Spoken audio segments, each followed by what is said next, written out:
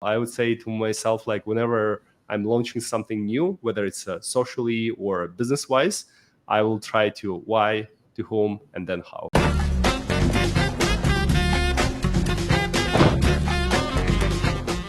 Welcome to a new episode of the Dev Device Podcast. My name is Dano, and today I have the special honor to have Danil with me here today. Welcome, Danil. Thank you so much, Dano, for inviting me. Oh yeah, it's a pleasure to have you here. We met before. We have done some partnership things with your company, Insense. I know you guys are doing amazing stuff, but I think you'll be the better person to talk about it. So tell us everything about Insense. What's happening there today? Sure. I'm the CEO and founder of Insense. I've been running this company for 8 years together with my brother, who's a co-founder. We are a creator marketplace that helps e-commerce brands to improve their ad performance with the UGC content and the whitelisted ads, as well as running influencer affiliate campaigns organically. So basically, Amazon sellers can drive traffic from TikTok to their product page, getting reviews, or just exploring the other platforms, because many Amazon sellers, they going to D2C as well. So that's everything that we can serve you on the marketplace in a vibe of Upwork or Fiverr.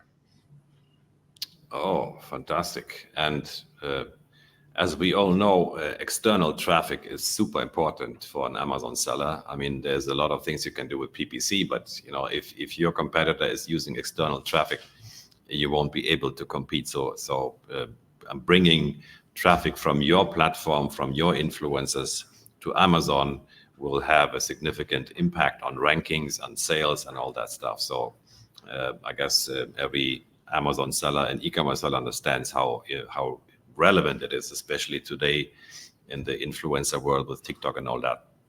Yeah, And that was the discovery phase for us a few years ago, when I had barely knowledge about Amazon and Amazon sellers and marketing, where a lot of Amazon sellers, they were coming to us with the rise of TikTok and starting launching the campaigns. And then I learned that actually Amazon search engine is going to be prioritized this external traffic. That's why it's really important right now to drive that.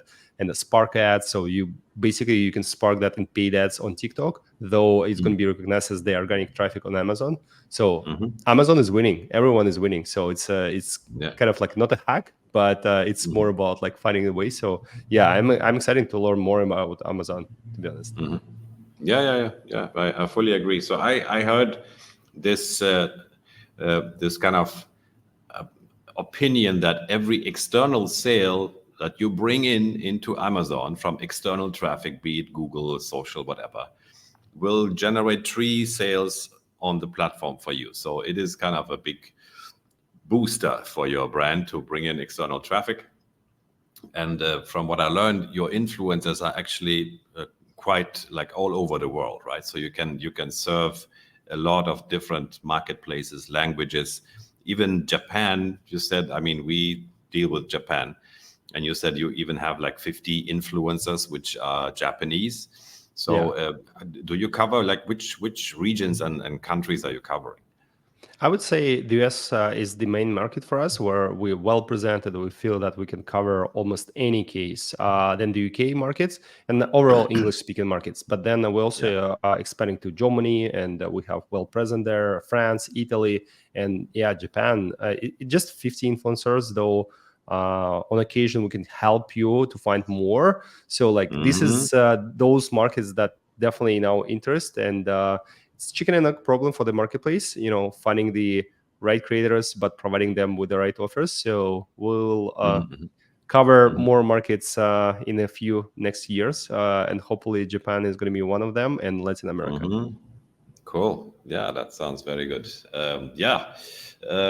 This is the way to go. So just to understand, like, how did you get into this business? What was the step to actually start Insense?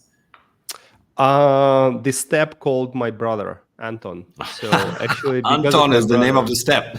Cool. Yes, it's a name of the step, because we've been always fascinating because of the entrepreneurship, and we started the first business together while we were in university. I was first grade, he was third grade, and just building an advertising company out of a door. So it was kind of not digital at all, right? Though like we were Mm-hmm. students and we were running and we hired salespeople, and between the elections we going to the office and kind of like Mm-hmm. maintain the business. It was an interesting experience, right? Like we Mm-hmm. sold our businesses, and then my brother, he stick with the entrepreneurship part, though I was exploring startup life, and then I enjoyed corporation. So I was kind of interested in exploring different ways.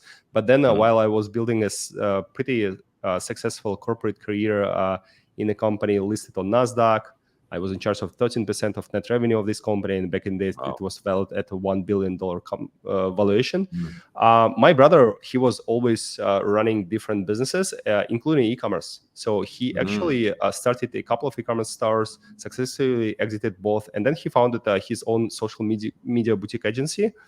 And back in the days, 10 years ago, he figured out that influencer content and influencer identity is going to be the most performing thing for their advertising.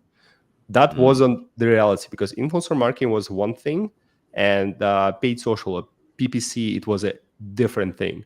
So Mm. right now it's connected, right? Back in the days, Mm. it was absolutely disconnected. So with that idea, he was starting building his own database of those people who are able to produce content, video producers, creators, Mm. influencers, whatever, and managing them via Google spreadsheets and messengers, right? Though the entire process wasn't efficient, so that's why he came up with an idea: how about building a platform and help other entrepreneurs? Because that was Mm. his always passion, helping other entrepreneurs. Mm. So then he was trying to find any software. He couldn't. Then he decided to build the one. He pitched me this idea. I was sold on this idea. He's still saying that it was the best sales in his life, pitching this idea for me, and for me getting there, because I'm a salesperson. And then yeah, we decided to build the company. But then from my side, I was saying him like, hey, look, if we're going to be build this, it's going to be a global company. So this is my term. So we're not going to be building for one market. We're going to be building that for multiple markets. This is my Mm. term of joining the venture. Ah. So that's how we Mhm. decided to kick off the business, and we went to New York City for accelerator program to test the waters and just understand whether it's feasible or not. That's long Mm. story short. Wow, that's amazing. So there is a big brother involved here.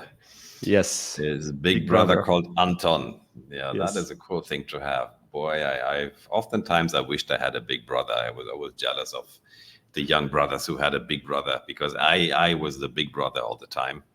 Yeah. And but yeah, that's a different story.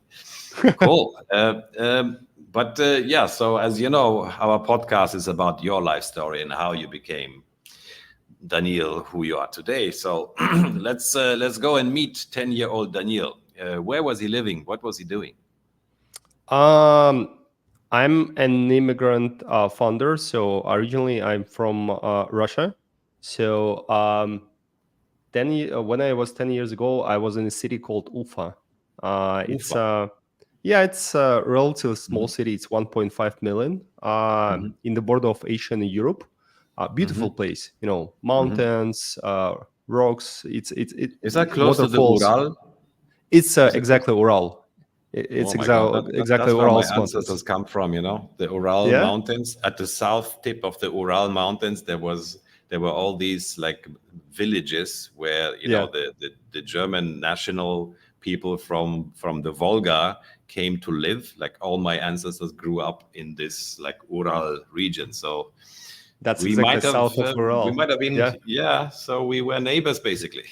yeah. We're neighbors. So yeah, that's where I was grew up, and when I studied school. And 10 years ago, 10 years old. So with me, I was at school. I was always one of the best in the class. So Hmm. I was performing on excellence the entire school. So I Hmm. love learning this stuff, and I think this is also helped me to continue learning this. So whenever I see the new material, I'm starting like being really into that, and Hmm. can read the entire article or ebook within weekends and just prepare Hmm. myself, because I want to learn something. I'm super curious, Oh, and that you're a helped me a curious lot. boy. Hmm. Yeah, 100%. And then what is it like sports? I was also good in running, and performing football. Some of the US audience can call that soccer, but we know that it's football. And then, yeah, I played football. I was running. So this sport was also my significant part of my life. So between the study and sport, yeah, just trying to live my great childhood life with my brother.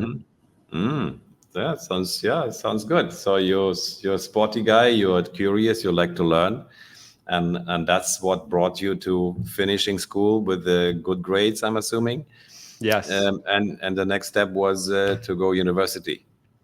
Yes, and the next step was to go to university. I was in college also, so also I got red diploma, so with excellence, and Same place. Was it also in Ufa or somewhere else? same place in Ufa, and it was a technical education, so it was maintenance and repair of electronical equipment. So I have the technical background as well. And that helps me also to structure my thoughts and structure the way how my brain works, because I can see the data, which could be distributed everywhere, and then I can find the weak point or the point that it will help us to grow faster, right? So this is a really was helpful. But in the university, actually, I switched to the economical study. So, and I have the accomplishment with the commercial and negotiations. That was the way how it was called. So both education, so technical and economical, helped me kind of like from one hand, I love math and I love numbers. I love seeing that numbers is growing. From another hand, I also got the point where I can find the right spot where you need to invest all your attention. That's what technical guys typically is doing. It's like seeing this spot to focus on. So you're a really smart guy. I mean, that's my impression. I'm I love learning things. I'll put like that. Maybe I don't think like I will have ever excellence in research or things like that. So I'm not that smart, but I I love think learning your new things. IQ is above average, definitely. I would think so. Just a bit. You remind Just me a a bit. little bit. Sheldon. This series, The Big Bang Right. Theory. There's this Yeah. very smart guy. I mean, yeah, it's he is also very odd, but so there's this curiosity, I think, which is a big driver, especially also for entrepreneurs. I think it's one of the key drivers that we are curious, and we 100%. want to find out things and we want to build things, and we take the risk because things can not work out as well. But yeah, you obviously found a way to make it work, and I always appreciate that. To me, that's a huge accomplishment. Yeah, so you went to university, but right now you are in the US. So how did that happen? So at some point you decided to move to the US or some other country? Because of the Insense. So when we launched the Insense, we went to accelerator program in New York City. So it was 4 months. Oh. We test the waters. I talked to potential customers, potential creators, just to understand whether it's feasible. Maybe it's not needed. And we decided to go to the US market because it's the most competitive one, but the biggest one. So getting 1% of this market might be enough. Getting 10% of that, you're going to be king, right? Of everything. So which is not comparable with so many other markets. So that's why we decided that, okay, let's go there because it's going to be interesting, and we're going to be always at the age of what is happening with creator marketing in e-commerce. So and then we figure out that actually there is a demand, so it makes sense to stay there. So yeah, and I stayed there, and it's been already 8 years living in New York City. Oh, I was about to ask. So that was 8 years ago. 8 years ago, Oh, exactly. so that was like 2016 or something. Yes, the end of the 16. Fantastic. Wow. So that was another very bold move. So you moved to the US, and I mean, I think that's also something that takes a lot of courage, right? To migrate to a new country. I mean, your English sounds great, so you had to learn that, I guess. Or when you came to the US, you already spoke English. I really spoke English because when I used to work in this corporation that is listed on Nasdaq, I was a head of a couple of verticals, which is digital content and Mm. online games, and I was in charge of such accounts like Facebook or Oh, Google okay. or Electronic Arts, right? Game. So English was Mm, my my mm, language to communicate. Though mhm, definitely it improved a lot, like a lot, while mm, I'm in the native speaker environment. mhm. And I would Yeah, agree yeah. with you. So I super admire all people who try to live and work in other country because Mm, typically you need to understand mentality. It's not only about language. Language you can learn, right? It will take some time, but you can learn that. The biggest challenge was how to understand the mentality, understand the market. mm, You're new to the market. No one knows you, right? You're mhm, just a fairly new person. You need mhm, to build your business network. You need to build mhm, your social network because you mhm, want to also to live and have any mhm, friends around you. So that mm, was the biggest challenge for me because I also came there with a lot of ambitions. And first couple of years, I was spending all my focus on building the business and building the mhm, fundamental stuff. So I kind of like missed the point where I was starting building my social network, and mm, it's actually wasn't mhm. easy to Oh, yeah, live I there can without relate to friends. that, man. Yeah, Mhm. exactly. Because you have also the story, right? Like that Yeah, yeah. you're not living in your own country, right? And Oh, yeah. it's a way different the Mm, culture where mhm, you're right now. So same for me. Americans, I admire their culture. I admire their country. The US is one of the greatest country, 100% in the nation. At the same time, I'm I'm not into American football. I'm not into baseball. And whenever they have mhm. this conversation, I'm just like I How feel about I get funk and lost. soul? How about the music? Exactly. And oh, music. I mean, music. It's fairly I can understand. Not country, not funk, right? But Mm, mhm, rock music. It's mhm. Right, the right. majority of them work came either from the US or the UK. So that's why Mm, it was okay from the music perspective. But then overall, it wasn't. It was challenging to find mhm, people mhm, and to mhm. find friends there. And Oh, yeah. but yeah, it's been interesting 8 years. Mhm, mhm. Wow. So you spent 8 years, and in that time, you built this company, you built your social network, you even had a like a corporate career in the meantime. So yeah, I think you can consider it to be an American almost right now, huh? Or I mean, you have some Uh, kind of citizenship, I guess. Not citizenship. I got a green card just recently Green card. because it wasn't Okay. my intention to immigrate to another country. To be honest, my intention was to launch the company and see how it goes. Mm-hmm. Though at the same time, we just realized, me and my wife, we realized that we like it. We like, Mm-hmm. especially in New York City. I wouldn't call myself like American 100% because I'm not, Mm-hmm. but Mm-hmm. I would call myself New Yorker. That's Mm-hmm. 100%. I'm Yeah. big patriot of this city. Oh, yeah. That's cool. That's cool. Yeah, I mean, I have a similar background. When I was 10 years old, we migrated from Kyrgyzstan to Germany, which was like a different planet. Yeah. It was, I mean, nothing was the same.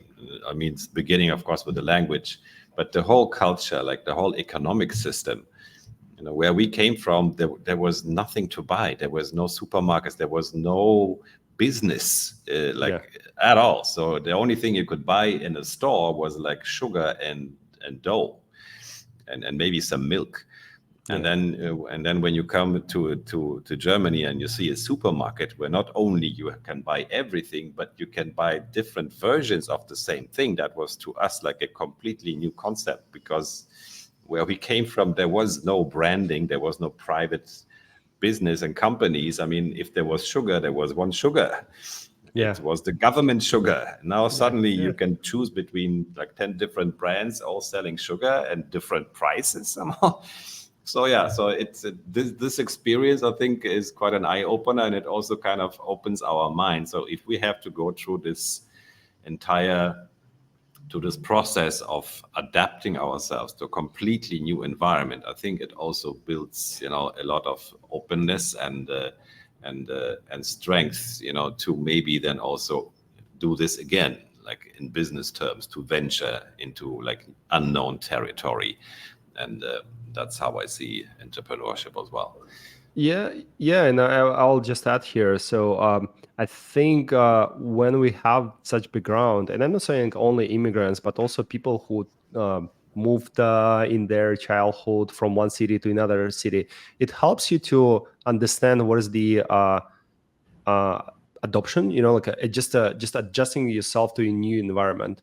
And this is one of the biggest skill that every entrepreneur needs to have, because remember in 2021 it was floating with the money, capital was everywhere, venture capital, it was so easy to fundraise, getting the sum of venture debts, or not venture debts, but any capital was there, right? And then 1 year, 2022 and 2023, completely dry, and still it's only recovering. And this is you as the entrepreneur, you need to adjust yourself, you need to understand that, okay, it's going to be some rich moments of the market, and there's going to be some downturns. And I think all people who had this experience of adopting to a new environment and just adjusting yourself, it definitely helps you. Because for me, it wasn't the surprise. I was reacting on that. Okay, this is a new environment, I need to react on that accordingly, and just cut the fat and focus on what is important for the business. Correct. I fully agree. Yeah, cool. Yeah, which already brings us kind of to the nuggets of wisdom, which I wanted to ask from you. So if you had, if you had to give advice to 10-year-old Danil, or to someone who wants to start the entrepreneurial journey, what would be your lessons and your best advice that you would like to share? That is a good one. First of all, I was thinking about like start learning English even earlier, but then I thought, come on, like starting learning English, it's not a task. You can accomplish that wherever. But what I would say for me, it was always think about the few questions. So whenever you're launching something, whether you're 10 years old and you're launching a social club for volleyball players or whatever, which I did, or you're an entrepreneur, you can ask yourself, like, why I'm launching that? Like, what is the purpose of that? For whom and how, right? And how is the last one. But why? And this is one of the most important things, like for me, because understanding why you're doing that, it helps you to create the system of the values that you can transport to the team or to the inside of the club, social club that you're launching. It's a navigation system for you to understand, and finding the right people for your team, and then bringing up the right ones, as well as for finding for whom, right? Like, what is your ideal customer profile? Who are their people? And I think that was a missing point for me at the beginning of Insense journey, because we're trying to pick up and try enterprise level, SMB, mid market. So we tried simultaneously too many markets, and that wasn't, I wouldn't call that it was a mistake, but we waste a lot of time on doing that. So it's better to do focus on something like really important. Good news, we had why, but for whom, that was for a long time a mistake. So I would say to myself, like, whenever I'm launching something new, whether it's socially or business wise, I will try to why, to whom, and then how. Wow, that is fantastic. I never heard it put this way, but it makes a lot of sense. Yeah. Why, to whom, and how. Yeah. That is, these are, I guess, 3 essential questions every founder should ask himself. And we better come up with a good answer for those. Yeah, 100%. Great.